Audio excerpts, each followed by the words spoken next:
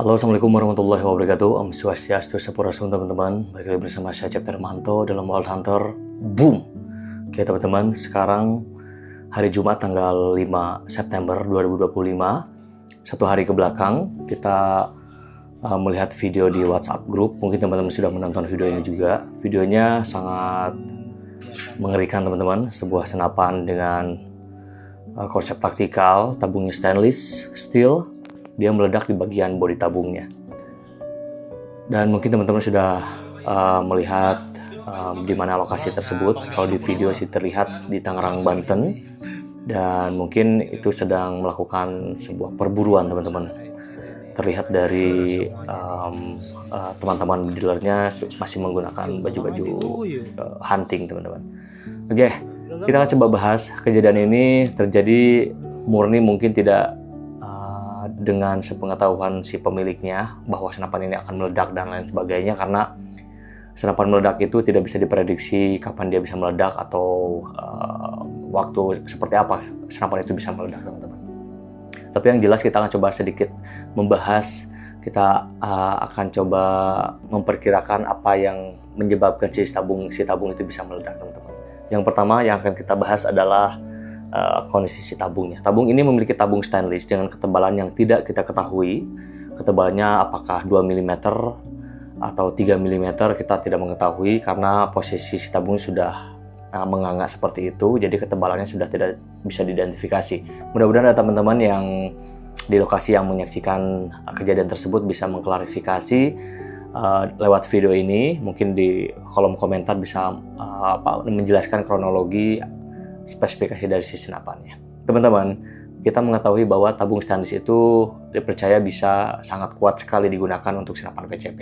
Tapi ada grade-grade tertentu yang masuk klasifikasi untuk dijadikan tabung pressure pada si senapan PCP. Nah, di depan kita juga ada tabung. Ini tabung duralium, teman-teman. Ini duralium yang biasa kita gunakan di senapan-senapan pipa yang kita produksi di Wild Hunter.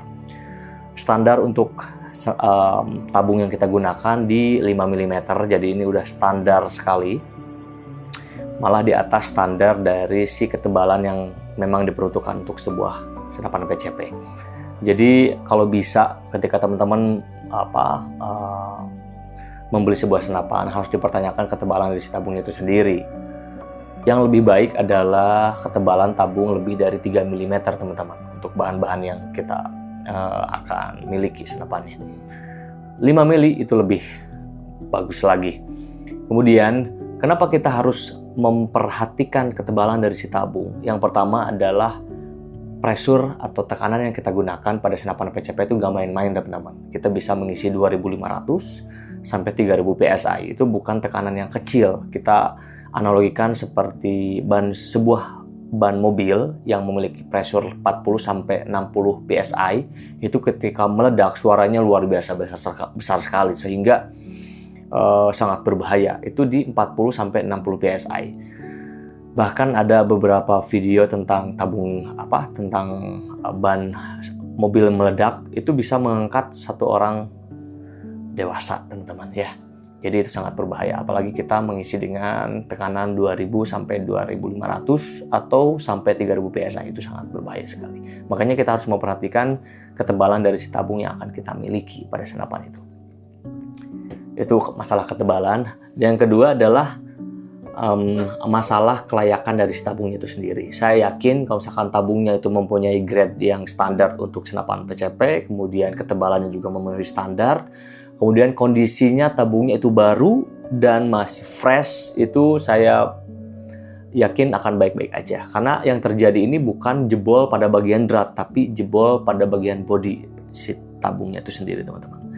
Kemudian selain daripada itu juga kita harus memperhatikan tingkat presisi dari si bagian drat penyambung antara tabung dengan adaptor ke chamber dan adaptor untuk penyambung penutup di bagian depan. Kita harus pastikan bahwa keduanya itu juga sangat presisi, teman-teman. Kemudian untuk si bagian tabung ini sebetulnya sudah sangat terlihat bahwa si bagian dalamnya itu sudah banyak gompal-gompalnya. Terlihat dari si video bahwa si tabungnya kan itu menganga seperti itu, teman-teman. Kita lihat bagian dalamnya itu sudah banyak gompal. dan dipastikan bahwa si tabung ini sebetulnya sudah sangat lama sekali digunakan, sehingga bagian dalam juga sudah mulai terkikis, dan itu yang sebetulnya yang menyebabkan si tabung ini bisa meledak teman-teman, karena si konstruksi bagian dalam, si bagian tabungnya sudah tidak normal seperti itu. Jadi buat teman-teman sekarang yang memiliki senapan yang jenis yang sama, berbahan stainless atau berbahan duralium atau berbahan titanium, kalau bisa melakukan maintenance setiap 6 bulan sekali, ngecek bagian tabung bagian dalam. Kalau masih mulus, masih tidak ada gompal, tidak ada cacat dan sebagainya, teman-teman masih bisa menggunakan tabung tersebut. Tapi kalau misalkan dalamnya udah gompal, udah tidak rata lagi, kemudian posisinya dia sudah tidak presisi, kalau bisa sih teman-teman sudah harus mengganti si tabung tersebut. Karena sebuah tabung itu memiliki masa penggunaan, teman-teman.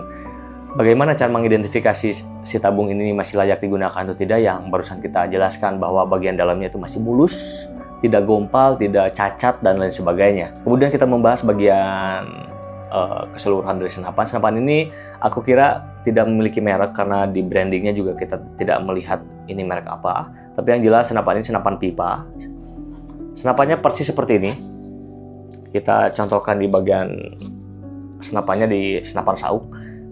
Senapan itu senapan pipa, mirip seperti ini. Kemudian dia memiliki chamber tumpuk juga persis dengan yang dimiliki si sauk Sparhena ini. Jadi yang mengakibatkan senapan meledak saat ini itu bukan masalah apakah itu chambernya tumpuk ataupun itu chambernya monolight. Jadi meledaknya itu bukan di bagian area ruang ledak, tapi di bagian tabung bagian depan, teman-teman. Jadi permasalahannya adalah kesiapan si tabung dan kelayakan si tabung digunakan di senapan tersebut.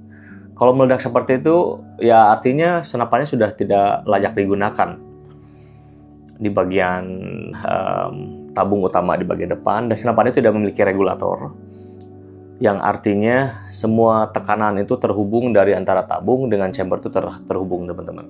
Berbeda lagi dengan ketika senapan yang memiliki regulator, tekanan utama di bagian tabung, kemudian di ruang ledak itu berbeda, tergantung settingan output regulator yang kita setting sebelumnya, seperti itu. Jadi apakah senapan tanpa regulator itu memang berbahaya? Saya kira tidak. Jadi regulator itu sebetulnya untuk memisah tekanan antara tabung utama, misalkan kita isi 2500 atau 2800, dipisahkan tekanannya dengan bagian ruang ledak dengan output regulatornya itu sendiri. Misalkan kita setting output regulatornya di 1600, jadi di bagian ruang ledak itu tekanan hanya di 1600 saja, teman-teman, seperti itu. Dan apakah senapan yang menggunakan regulator bisa meledak juga? Sangat bisa. Apa yang menyebabkan itu bisa meledak? Tabung itu bisa meledak ketika kondisinya sudah tidak layak pakai, teman-teman. Jadi itu intinya ya. Jadi kalau misalkan teman-teman merasa takut, jadi gimana dong kita menggunakan, apakah harus tetap menggunakan senapan? Saya kira senapan itu sangat menyenangkan, teman-teman. Tapi di balik itu kita juga harus melakukan upaya-upaya yang dimana kita membuat si senapan kita itu baik-baik aja setiap saat gitu ya, seperti maintenance, mengecek tabung, kemudian kita juga dalam pengisian harus tertib, gak boleh yang namanya sembarangan mengisi dengan sesuka hati ya. Kalau bisa sih kita mengisi di 2500 atau 2700 maksimal, itu udah paling aman, teman-teman. Teman-teman sebelum menggunakan senapan tuh harus tahu dulu senapannya harus diisi berapa, kemudian kaliber berapa dan sebagainya, itu harus betul-betul diperhatikan. Ketika tabungnya sudah tidak layak dipakai, kita harus wajib mengganti si tabung tersebut agar semuanya tetap baik-baik aja. Sistem dalam perburuan juga kita harus betul-betul melek, teman-teman. Ketika berburu itu kita harus memperhatikan sekitar, kita harus memperhatikan teman-teman kita juga agar semuanya baik-baik aja, berangkat dengan selamat dan pulang pun dengan selamat, teman-teman. Karena sejatinya berburu itu adalah sesuatu yang menyenangkan, yang dimana kita menghilangkan stres, menghilangkan beban pikiran. Jadi ketika itu stresnya hilang, beban pikiran kita berkurang, pulang ke rumah kan lebih enjoy. Dan kejadian ini juga kita nggak tahu si korban terjadi sesuatu pada tangannya atau tidak, karena mengingat terlihat tabung di bagian depan, biasanya kita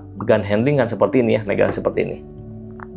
Ketika ini meledak, nggak tahu kena tangan atau kena bagian apa di tubuhnya, tapi Yang jelas mudah-mudahan disehatkan, karena nggak ada klarifikasi tentang si video tersebut tentang yang menggunakan senapannya. Yang diperlihatkan hanya video si tabung sudah menganga dan sudah terjadi meledak gitu ya. Oke teman-teman, kita sudahi video edukasi kali ini. Jadi buat teman-teman pemula yang ingin memiliki senapan, pastikan tanyakan dulu si pengrajin berapa ketebalan dari si tabungnya. Kemudian yang kedua, tingkat presisi dari senapannya, bahan yang digunakan, grade berapa, dan maksimal pengisiannya berapa. Tingkat presisinya juga harus dipertanyakan, karena senapan yang optimal itu senapan yang dibuat dengan presisi, yang dibuat dengan sangat baik, sehingga ketika digunakan itu tidak beresiko hal-hal yang serupa. Saya Cipta Hermanto undur diri. Terima kasih sudah menonton video ini. Mudah-mudahan kita disehatkan. Jazakallahu khairan. Boom.